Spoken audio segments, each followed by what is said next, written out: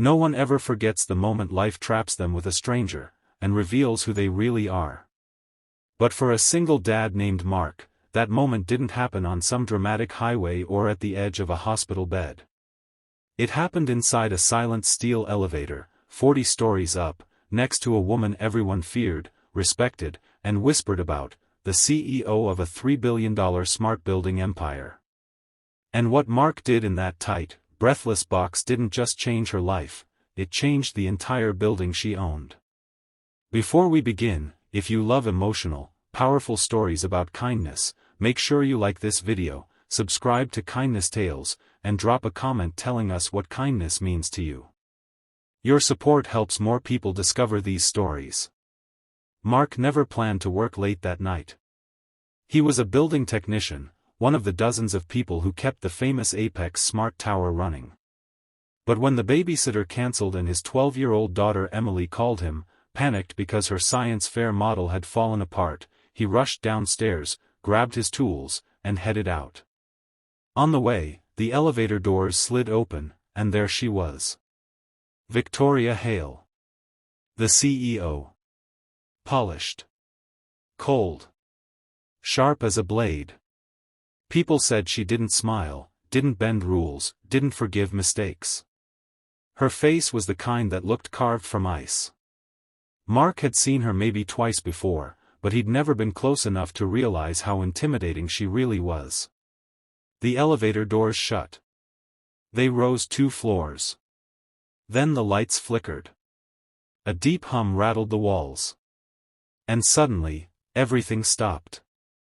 Victoria exhaled sharply. Mark tapped the control panel, then pressed emergency call. Static. Nothing. He recognized the issue, a rare glitch in the system's backup power that he'd been warning the engineering team about for months.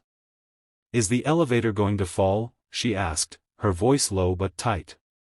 "No, ma'am," Mark said gently. "It's safe. We're just stuck."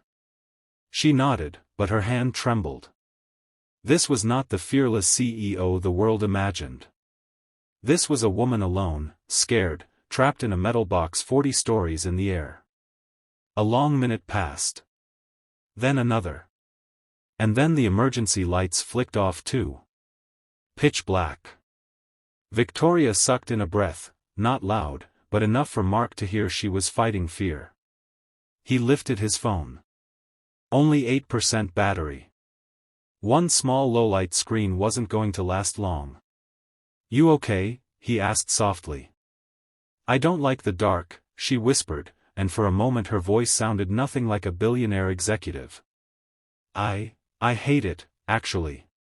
Mark didn't laugh. He didn't judge. He didn't tease.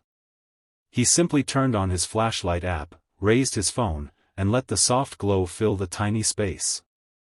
"That better?" he asked. She nodded, pressing her back against the wall. "Thank you." Minutes crawled by. The signal was dead. The air felt tighter. Victoria's breathing grew uneven, even though she tried to hide it. Mark set his tool bag down and sat on the floor. "Come sit," he said gently, patting the space across from him. "It helps. Less dizzy." She hesitated. She was the CEO, he was just one of her technicians. But fear doesn't care about titles. Eventually she slid down and sat across from him. "What's the worst part for you?" he asked. She swallowed.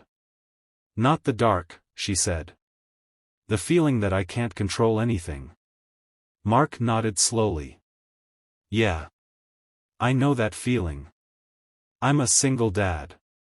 Life teaches you control is mostly an illusion." She stared at him, almost surprised he'd opened up.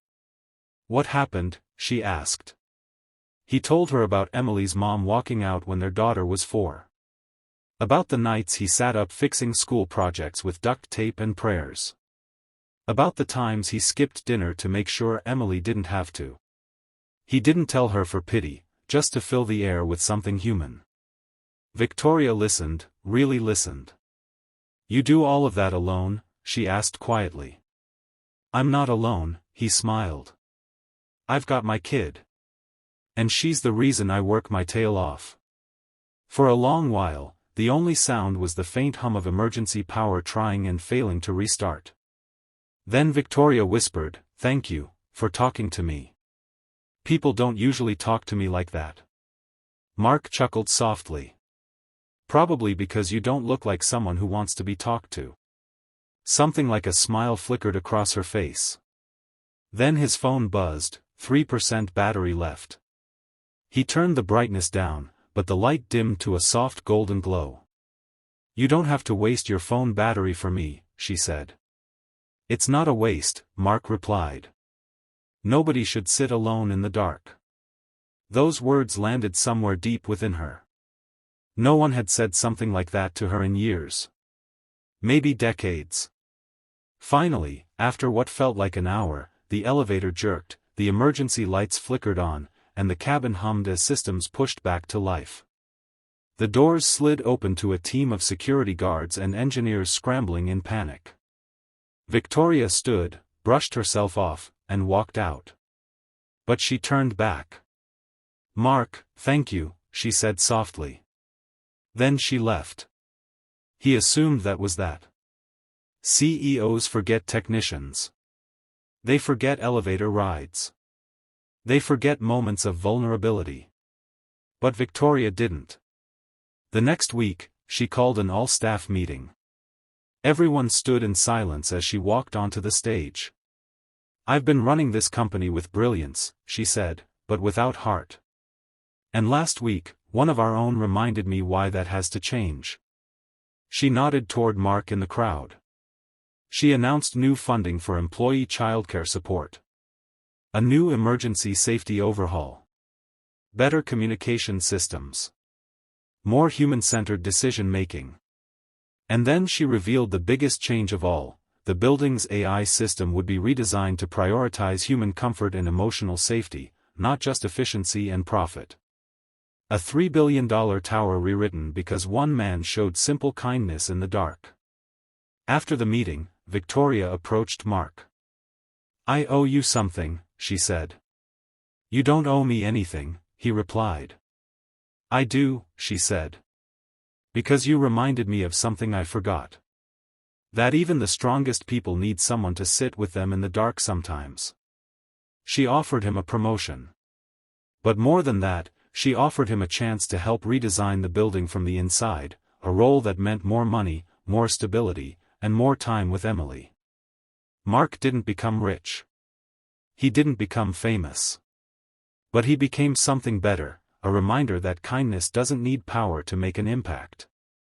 It just needs courage, warmth, and a little bit of light in a dark place. In the end, the tower became the safest, most human-centered smart building in the country. Visitors felt it. Employees noticed it. And Victoria never forgot the man who didn't let her face the darkness alone. And somewhere inside that giant tower, Mark walked with a quiet smile, knowing that a single act of kindness could echo across steel floors and glass walls, changing not just buildings, but people's hearts. Because kindness, in the smallest moment, can reshape the biggest things. Let me know if you want 7 image prompts or a thumbnail prompt for this story.